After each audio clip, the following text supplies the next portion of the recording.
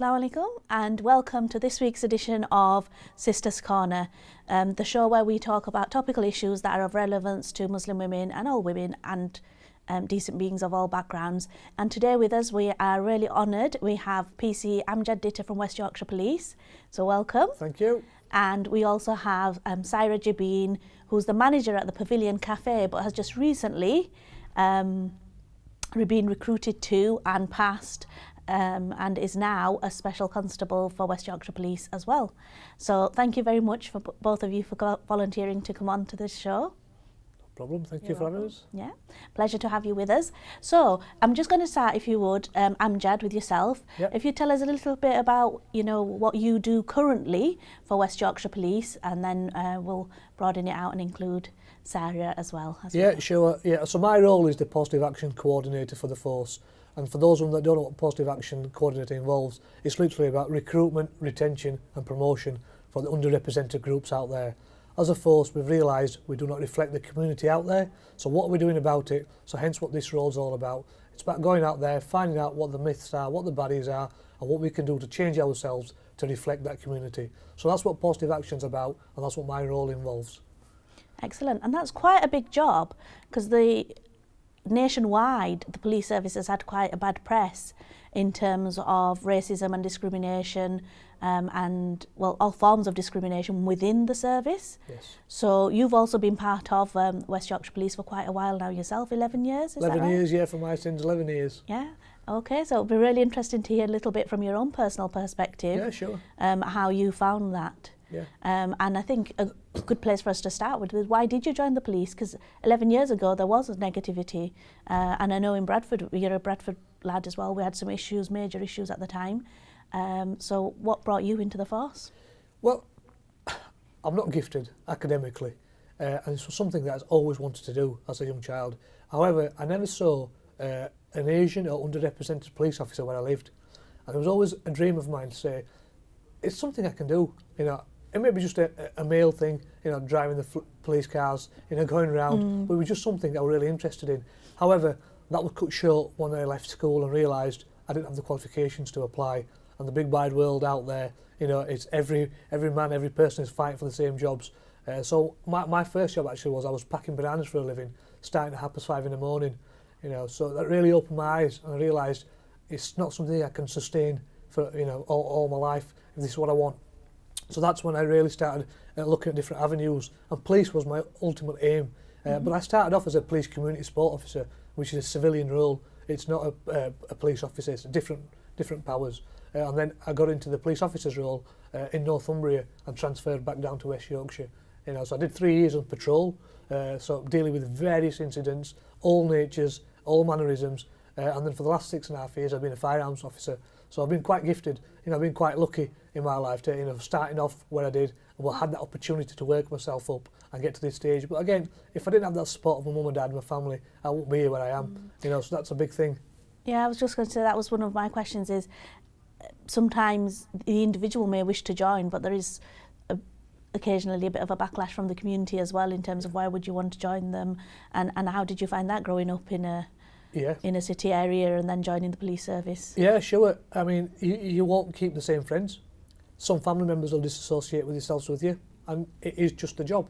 You've got to see it as you're doing a job, you're making a difference, you're earning a halal income, you're doing it for the right reasons, you are wanting to make a difference. If people have a different view on that, well, I get that, but you've got to remember what the ultimate aim is. So it makes you as a person, what I found doing this job. You learn lots of people skills, you learn a lot of skills about yourself you didn't even know you had. So now, 11 years later, I can look back and I get all my cousins, my friends, my families looking back and saying exactly the same thing. At the time, we didn't think it'd last that long because of these are the misconceptions we had. Well, some may not have been misconceptions. If I can touch on the subject, there's 8,000 employees, and if I was to sit here and say not one of them's racist, not one of them's sexist, not one of them's homophobic, well, I'd be lying and doing just not justice to myself here. We cannot account for everyone. However, the community out there is racist, sexist, and homophobic, and we reflect the community. So people may not join with them views, but if they've got them, what are we doing to change that? Now, we can sit back and say they're all racist, so we're not going to join. How about come get part of it, experience it, you know, make a difference for yourself and make a difference from the community, because that's the only way we're going to change and represent the community. So this is really personal to me, is this role. You know, some may say it's a nice number. You work 8 to 4 Monday to Friday and go home. You've got weekends off. You don't need to be a police officer to be doing this. In fact, I still do my firearms role. I work weekends. I work till 10 o'clock at night, even 11, seeing candidates when it suits them. It's about me making it personal. I go to people's houses, you know, especially BME, you know, black minority ethnic houses, out of uniform, because the parents need to know what the daughter and son is applying for, because they have some really big misconceptions. They're corrupt, they're racist, they're never going to accept my family, and then we're dealing with drunks. Why would we ever let them do that? So it's my job to go out there and educate them and say, this is what we've got to offer, this is what support we're going to give them. If they're interested in it, this is what I can offer you. There's no point setting a seminar miles away and asking them to come there and just the candidate. You've got to be open and transparent. Thank you very much. There's so much to come back come back to actually with everything you've just said there. But one of the points that you picked on was about being lucky to have joined. So Syra, you've just joined at the moment West Yorkshire Police as a special constable. What is the role of a special constable, and why did you want to take on that role? So I've joined to be a special constable as part of the employer supported policing. So it's ESP, and it's about working in your local community. So for me, when I was growing up, I was never tall enough to be a policewoman. So when Alex came in to ask about whether I'd be interested in doing being a special and working in the city, I agreed to do it because I want to represent my community and I want to be able to help people, and size, colour, gender shouldn't make a difference for any of those things. For me, unfortunately, my dad passed away, but if he was here, I think he'd be really happy and proud of the fact that I'm doing it. My brothers have been supportive, my mum's been supportive, Fantastic. and all my friends and close family have been quite supportive, so I'm looking forward to making a difference. Fantastic. And we didn't really touch on this, but you are the manager at the Pavilion Cafe in the city centre. Yeah. And it's interesting because I've heard you described by a few people as a Syra the powerhouse, you know, this tiny person who's amazingly strong and big in character. The other thing you do, if you don't mind my raising this as well, are you not into boxing as well? Yeah, I did boxing in March for cancer research. So initially I thought it was just training for 8 weeks and helping to raise money for cancer research, and then I found out that at the end of the 8 weeks you actually had to fight somebody. So I wasn't really prepared for that, but the whole experience of doing that and believing in myself and not letting my size stop me from doing it was great.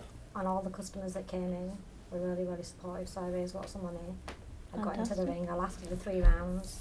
My brothers came to watch, and I don't think they would have thought that I'd ever do that. Yeah. And I bet they were full of pride as well. Yeah. Yeah. And would you say that that experience sort of spurred you on to feel that, you know, size wasn't an object in becoming a special for you as well? Yeah, it definitely gave me more confidence, and going through all the training for the specials has given me a lot of confidence as well.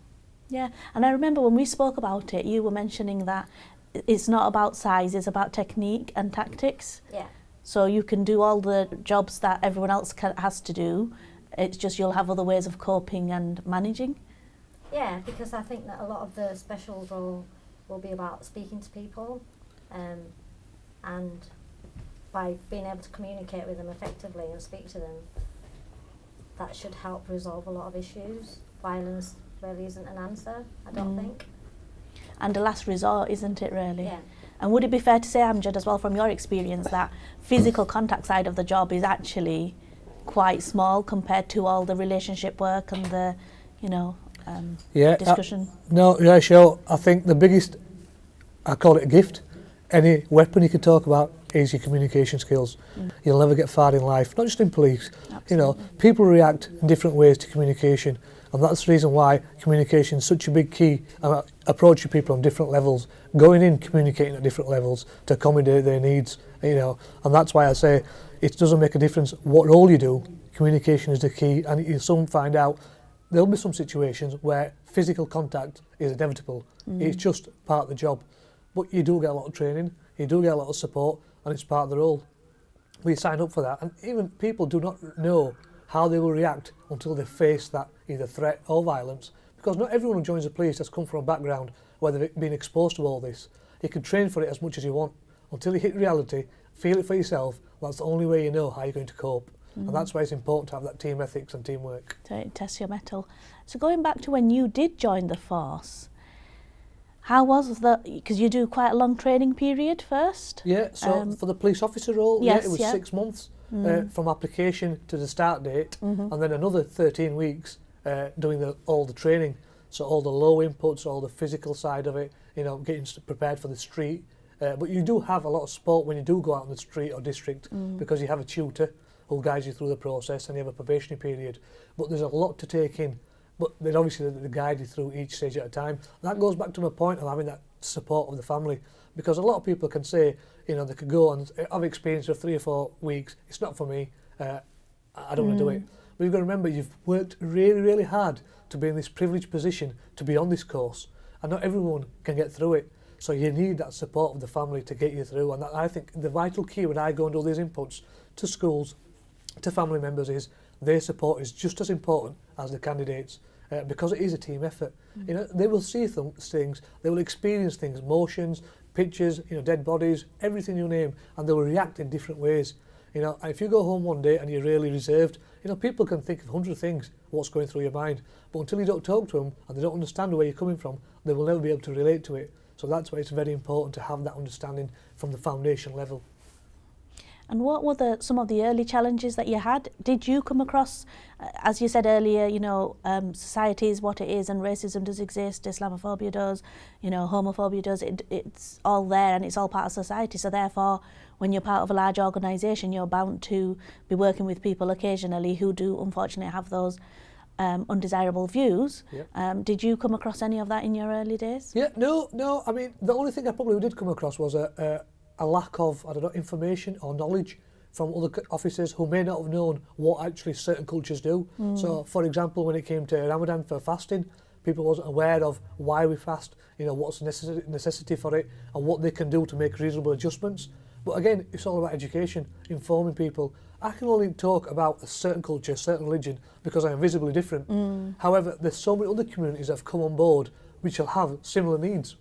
Now, we don't reflect them. So every time they come and we go to give them the call for service, we might be doing them disjustice, or they might be thinking, I remember the arrest, but I'm not bothered about that. I'm bothered about the fact they walked into my living room in prayer room with his shoes on. That's a sacred place for us. So, and if you would demonstrate that to the officers, they'd be like, it's normal. But it's not, because the culture I come from, the religion I come from, the community I come from, we have certain aspects and respect of certain different individuals. So it's about sharing that with them. I think a lot of it was lack of education, but like you said, it probably does go on, but it's not in the, it's nothing that I've experienced personally in the 11 years that I've been there. And that's really something to be happy about, actually, and reassured by that. Although in the last 11 years, I'm pretty certain people will have come across it, it's not as commonplace as we're led to believe sometimes.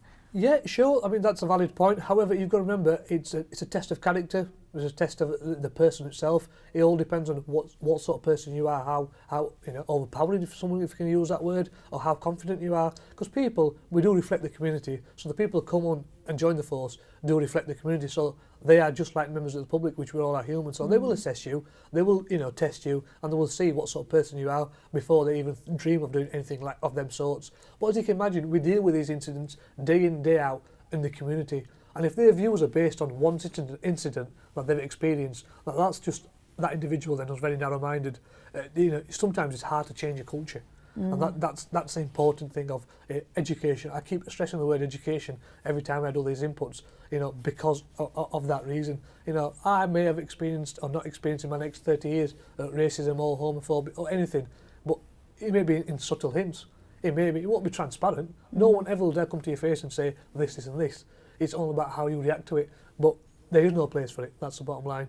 But if I was to sit here and say, I can honestly say nothing ever goes on in the West Yorkshire Police, you know, I obviously can't say that, because we reflect the community, and the community out there does this. But we give them lots and lots of training, and we do have support networks for people who have suffered or may have even got any questions. They can have support networks. So in the police, we have the Black Police Association of Muslim Police Officers, Women Association. So you have these groups where you can turn to and get that support, which is important, because otherwise we'll just be the same police force for the next 30 years, you know, which we have been for the last 30 years and not changed with time and communities. And that's what we don't want. You want to adapt and move on. Yeah. So Syra, what about yourself? When you were thinking about joining up with the specials, did you think, you know, when you were going through your mind and thinking, shall I, shan't I, is this for me? What was the process you went through? What were the sort of concerns or the pros and cons that you weighed up? I think for me it was about, even though I'd gained the confidence through doing the boxing, whether I'd be able to get through the application and then the assessment centre, because I knew it's quite tough. It takes a lot of time. So you've got your full-time job, and then you've got to put in the effort outside of that into your application and reading up and finding out all the details about what it involves, and then being prepared to go somewhere and be assessed where you're not totally 100% sure of, you know, what the role is that you're going for, but you haven't really experienced it. So it's about getting across, I suppose, the right qualities and being able to show somebody that you can do it. I didn't really think about racism or anything, because I think working at the pavilion, because it's in the city centre, and the customers are such a wide range of people and races, and I've got quite a diverse team working there, that didn't really cross my mind. I didn't think about that. So when Alex came in to speak to me about joining up and what the process was, I didn't really think about the racism part. And I think, to be fair, I've also found, you know, people from different ethnic backgrounds can be quite stuck in their ways and their attitudes, and quite unpleasant actually in some of their attitudes towards, you know, other communities as well. So it doesn't just work one way. But like you say, when you work in the city centre, in a way it is a privilege. You get to meet people from all different backgrounds, and you get to have a conversation, and it's something I sort of enjoy in my role. I get to meet all sorts of people, and I love it. I wouldn't be me if I hadn't had those opportunities, if I'm honest. But it is true, you develop coping mechanisms, and I think it's a great thing that now in the 21st century we shouldn't be worried about going into a large organisation, a professional organisation, and the first thought being, will I be treated differently because of my skin colour? And that's quite reassuring if that is the case. But just picking on you again a little bit, Syra, what about being a woman? How, when you were training, was that an issue? Did you find any sort of sexism? And no, because in our training group, out of the 10 people, 6 of us are females. So we've got girl power. We had girl power in our training group, and no, I didn't find any of that. I've had a really, really supportive group of people that I've trained with. Fantastic. And Alex has been great in our training, so I haven't felt that at all. So, and who is Alex? You've mentioned him a couple of times. So Alex Alderson is the person that has been doing the employer-supported policing. Right. So he came in and spoke to us, and then there's myself, there's somebody from the college, there's 2 people from Kergate, and then there's 6 people that are mental health nurses at Linfield Mount. So he's a gentleman that's done the training with us and organised it all for us, and been there for us if we had any questions or needed support with anything. So it's kind of like your recruitment officer stroke mentor, you know, throughout the process. Yeah, fantastic. So just bringing you in there, Amjad, so you joined the police service. Obviously you wanted to be a serving police officer, and then you trained, like you said, as a firearms officer. What then brought you into the sort of recruitment and becoming the sort of poster child for West Yorkshire Police as a career choice? Yeah, sure. It's probably the most accommodating term I've heard, the poster child. It's normally lip service, token gesture, are you the only one they've got? You know, that's what I normally get. Right. But I'll take that. The real reason, I mean, people can think of 101 reasons, but personally, being on firearms and working all over West Yorkshire, I got to meet a lot of communities, a lot of barriers, a lot of myths out there, and they all came up, and I thought, if I'm going to do it, I personally want to make a difference. If I can go 10 years down the line and look back and say, we've had a 3% increase in black ethnic minorities who have joined the force, I'll think, my job's well done. I give it 100% and I've made a difference. And that's what it's about. And that's the reason why I went for it. And it wasn't a give me job. There was an application form, there was an interview process, and there was a presentation to do. So if anyone wasn't committed about it, they could have dropped out any minute. People say to me, you had a lovely job, full-time firearms officer, swanning around doing firearms jobs in your flash cars. You know, why are you taking this burden on of trying to, you know, look and get people and recruit into the force? People will see you as either, like you said, the poster child, or they'll see you as a token gesture. Why are you putting yourself in the water, as it were? But I have literally thrown myself in the deep end, you know, because there was a need and to make change. And I think there's no better time now, with all the spending review going on and the vacancies opening, to make that massive difference and to tell people out there, whatever question you have, no matter how irrelevant you think it is, the only way you'll find the answer is to ask me. And that's where it's about being approachable. I get candidates who say, I didn't apply. Well, why didn't you? Because you need a maths degree. Who told you that? Well, that's what we heard, so we didn't apply. So you see, there's myths out there, there's barriers out there, there's reasons out there that sometimes you can't change. But it's about being on social media, being in like TV shows like this, to tell people any issues, any concerns. It may not be for you, but until you don't ask, you won't know. We don't say to everyone, come and be a frontline officer like me. There's back office roles. You know, there's the call takers roles, there's property stores, there's loads, hundreds of vacancies in the back. But people always see frontline officers and think, this is the job they've got. Yeah, granted, you want to come and join the front line, great. If you don't, we do have something where you don't have to work nights, you don't have to deal with the public face to face, and you don't have to be confrontational. It's about educating the people and saying what we've got. It's a big organisation, and, you know, therefore there's lots of different roles in which people would have to function. So, you know, you, for example, neighbourhood watch coordinators, you've got people working on antisocial behaviour. There's a whole, you know, raft of job roles within the organisation that don't necessarily mean training as a police officer. But if you want to, I suppose that's what you're doing, is saying, you know, come and work with us. And I think one of the most powerful things that you've been saying is actually that West Yorkshire Police are really honest and recognise that they're underrepresented and are trying to do something proactively about it. And I think that's really, it's shown, like we said, we know with the Macpherson report, etc., it's had negative press, you know, some of it deserved, you know, let's be honest, and actually they've had a job, you know, coming back from that, and there's been more recent challenges as well, obviously. But recognising it, admitting it, saying it really openly, because there are other organisations, you know, that I'm aware of where, you know, again, don't particularly represent the community necessarily, but neither will they admit that it's an issue. So that's kind of a badge of honour. Yeah, I think the only thing I can say as a force level, because on the recruitment I deal with the chief officer team quite often, so being the force lead on recruitment, we do have that support, and positive action can't be compelled to an employer. So the fact that the force have taken it on a voluntary role says a lot to me, that they are serious about making a difference. So every department, every promotion board, everything you want to do, there's a question about positive action to the officers before they apply. What are you doing to make a difference? So if it was just a token gesture and it was just Amjad, the poster boy, dealing with everything, I could live with that. But the fact that everyone's getting asked that shows to me they are genuinely wanting to make a difference. And it's 30 years too late, maybe someone will say. However, it's about time we made a difference, and that's the reason why they have this. And you're probably asking, you keep saying we do this, but what do you actually do, Amjad?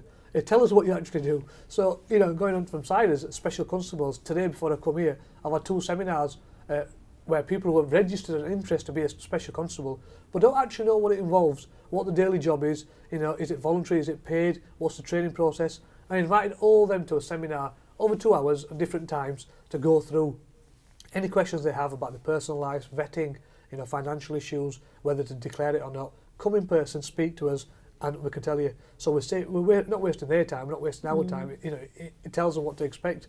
But it's done on a Sunday, people will be thinking, today on an afternoon, when it accommodates them. Not the force, Monday to Friday, 8 till 4. We do it when it suits the candidates. So it's things like this what we do, you know, events, college events at universities. I go to a lot of mosques, do some inputs there. You know, what the important thing to highlight is, I can only reflect a certain community. Firstly, because I'm visibly different. Or second of all, my religious views. If you take me to a lesbian gay society, they'll say, great Amjad, thanks for coming, you've given me a great input. But you don't reflect our experience. You don't reflect us. You haven't walked in my shoes and had them experiences. So it's important to reflect the community. Yeah.